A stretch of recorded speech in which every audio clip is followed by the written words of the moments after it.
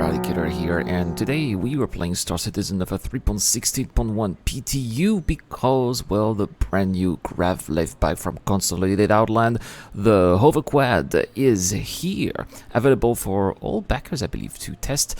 And so, well, we are at Lowville. Of course, it's at night. Every time I want to try something and show you guys, it's always at night.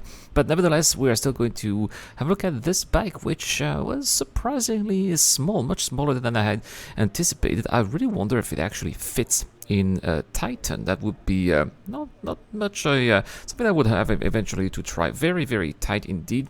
And it seems like it's already built with all of the latest gold standards implementation. You can see we can open here this component. It's going to show us the size 0 power plant. There's no shield, unfortunately, but a couple of different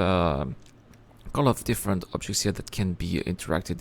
This can be locked. I have no idea what this is. We can open and close it. There are definitely some interesting little noises. It seems like maybe it's under, oh yeah, right here. Maybe some coolers. Yeah, I wouldn't be surprised if that is actually a cooler, because that's probably what it has. Yeah, the other side was the power plant, so this is going to be the cooler. All right, okay. Well, if you need to repair this eventually, that's good to know. Let's close this. And there is something else that's very interesting. The most interesting part that I'd like to show you here. See, there was the close button. We're going to try to open it again, maybe from the other side. Oh no, not this one. This is the power plant. Here, open.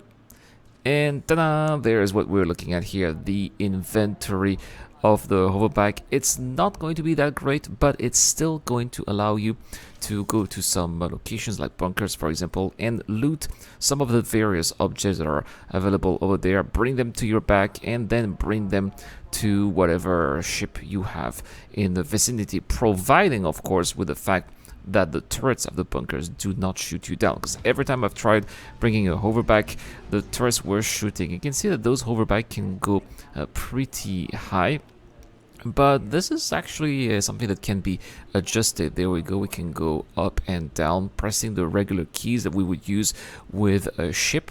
So that's also something that's good to know. You don't need to be so high. It's great if you want to be avoiding some rocks, for example. There's a rock ahead, just go higher. But if you want to get maybe a little bit of speed or get closer to the ground, then you can just press lower. So since we are on Hurston, I want to see if I can go to Edmund, which is the closest outpost from Lowville. It would be great to be able to do a little trip from Lowville to Edmund. It's only about 50 kilometers-ish, so it's not that far at all.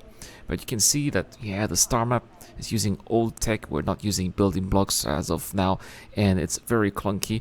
And I'm really glad that, well, we have reports say that in the latest monthly report that CIG are currently working on well, changing the roadmap, giving us a new roadmap, changing us the star map, giving up a new star map that hopefully is going to be a little bit more functional in the near future. Anyway, so what's up with this new hoverbike? Well, not so much. You can see, yeah, the lights in the front don't lighten very much, or you can't really see anything, so they're pretty much useless, as with most vehicles in Star Citizen. Unfortunately, it's also not going to go that fast, so don't expect to be winning any races with this vehicle as well.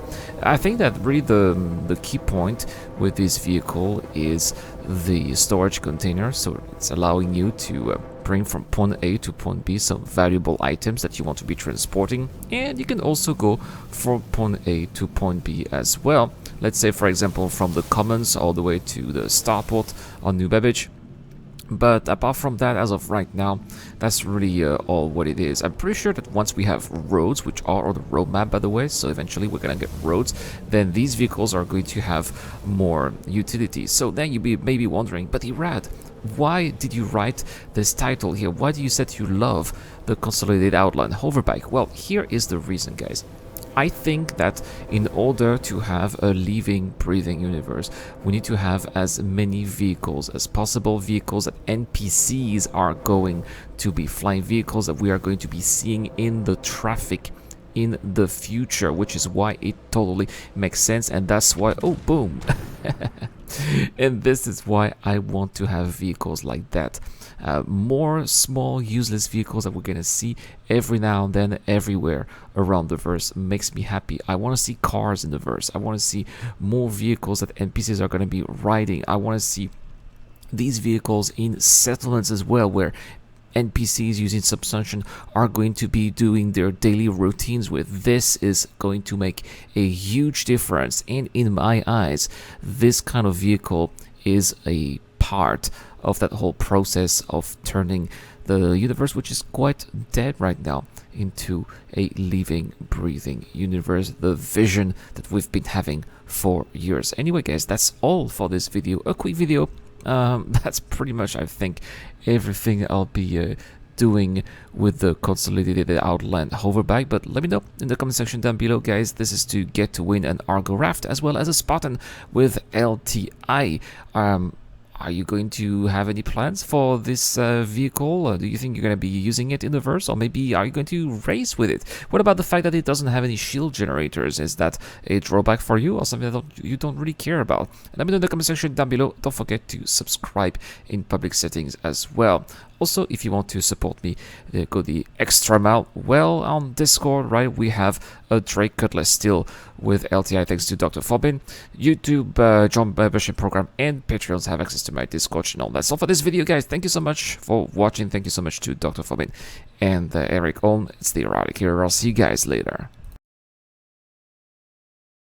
A huge shout out to everyone who's been helping me out on Patreon and via the YouTube Join membership program. Creating content on YouTube involves continuous circles of ups and downs, and it is when we are the lower parts of the curve that your help really motivates me to keep on going. Your contribution really does make a difference, which is why in return I try to give back by offering backers access to my private Discord channel, automatic access to exclusive giveaways, or answering your questions during the show. You can help me out with as little as $1 a month, and any help is greatly appreciated. Thank you very much for watching again. This is the Eradicator. I'll see you guys later.